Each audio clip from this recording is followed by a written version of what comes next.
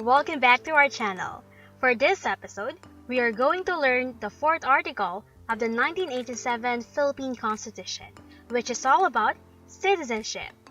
Let's begin by defining the word citizenship. It is a legal relationship between a person and a country. If you are a citizen of a country, you have the right to live there, work, vote, and pay taxes. Moving on to our fan fact for this episode. Did you know that there is a difference between citizenship and nationality? If you are not aware of this, listen carefully. Nationality is simply the country where you came from. For example, Jessie is from the Philippines, so she is considered as a Filipino. It is also important to take note that a person can be a national of one country, but you can also hold citizenship of another country. For example, Katniss was born in the Philippines, but her Filipino parents decided to live in the United States for better opportunities. From this example, we can say that Katniss has a Filipino nationality, but she is also a U.S. citizen, for she is living in the United States and also a legal citizen of that. Now let's discuss the modes in acquiring citizenship. There are two recognized forms in acquiring citizenship: by birth and naturalization. By birth is further subdivided into two ways. First is what we call ius soli. It is a Latin term which means law of the soil. This is a rule that the citizenship of a child is determined by the place of birth. The second one is what we call ius sanguinis. It is a Latin term which means the law of blood. This is a rule that the citizenship is determined by blood relations. The second form of acquiring citizenship is through naturalization. I will discuss this topic later. For now, let's move on to the kinds of Filipino citizens under the Constitution. First, those who are citizens of the Philippines at the time of the adoption of this Constitution. Second, the natural-born citizens. These are the citizens of the Philippines from birth without having to perform any act to acquire or perfect their Philippine citizenship. Now let's answer the question, how can you be a natural-born Filipino citizen? Philippine nationality law is based upon ius sanguinis. Generally, if you are born to at least one parent who is a Filipino citizen at the time of your birth, you are born with a Philippine citizenship. Let's take a look at these examples. First, Zia's mom is a Filipino, and her dad is an American. Is she a natural-born Filipino? You have 5 seconds to answer the question. Your time starts now.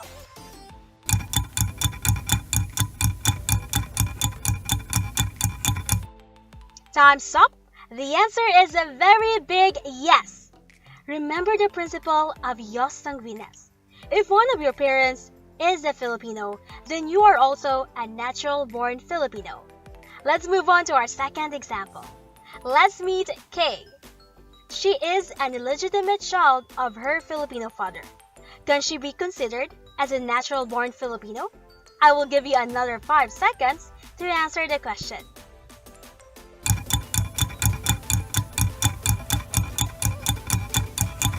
Time's up. The answer is yes. Take note of this. A child born of a Filipino father or Filipino mother, whether the child is legitimate or illegitimate, is still a natural-born Filipino. For our last example, let's call Laika. She was born in America, but her parents are Filipinos. Is she a natural-born Filipino? I will give you another 5 seconds to answer the question.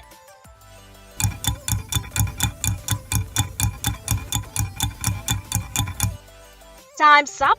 The answer is yes.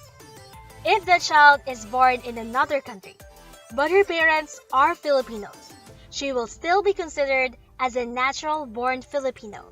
In the case of Laika, she is qualified for dual citizenship. I will discuss this topic later.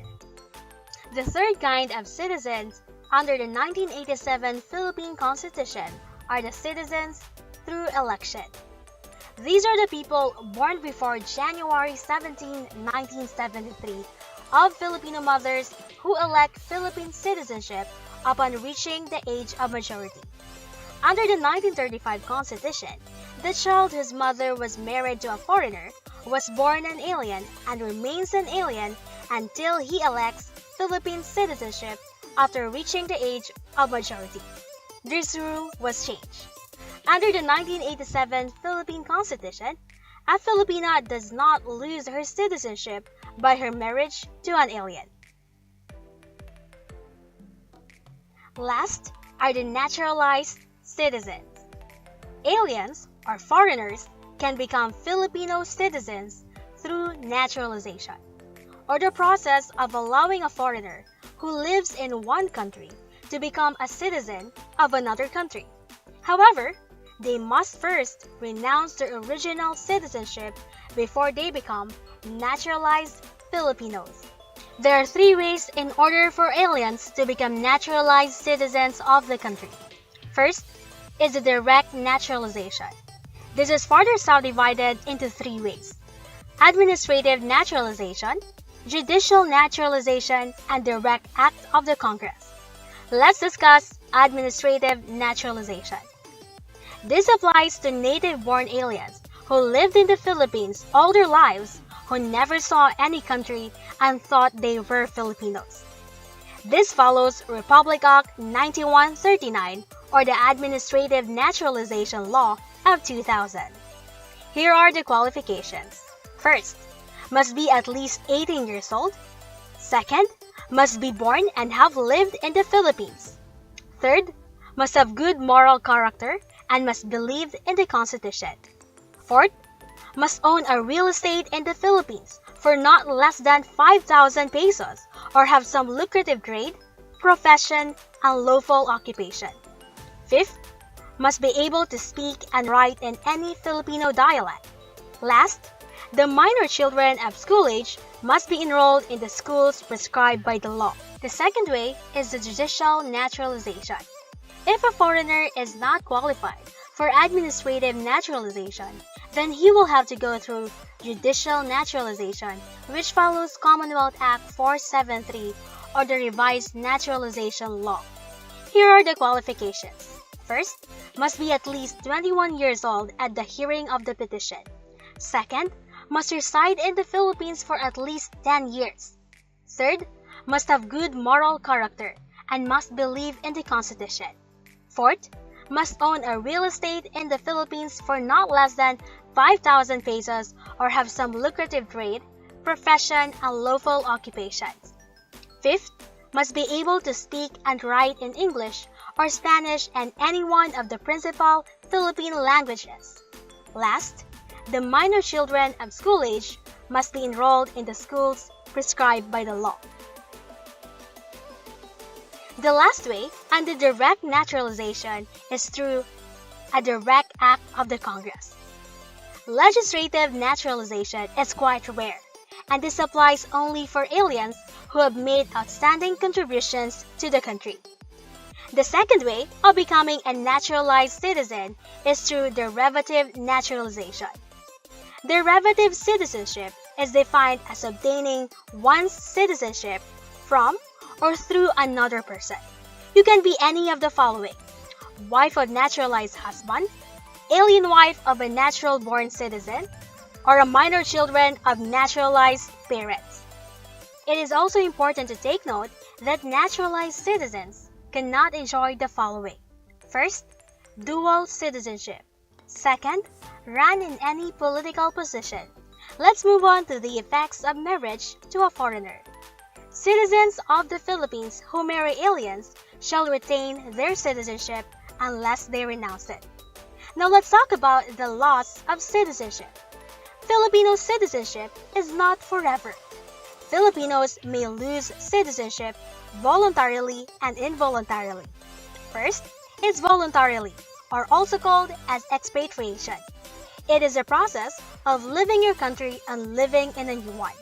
It may be through naturalization in a foreign country, renunciation of citizenship, subscribing to an oath of allegiance to support the Constitution or the laws of a foreign country.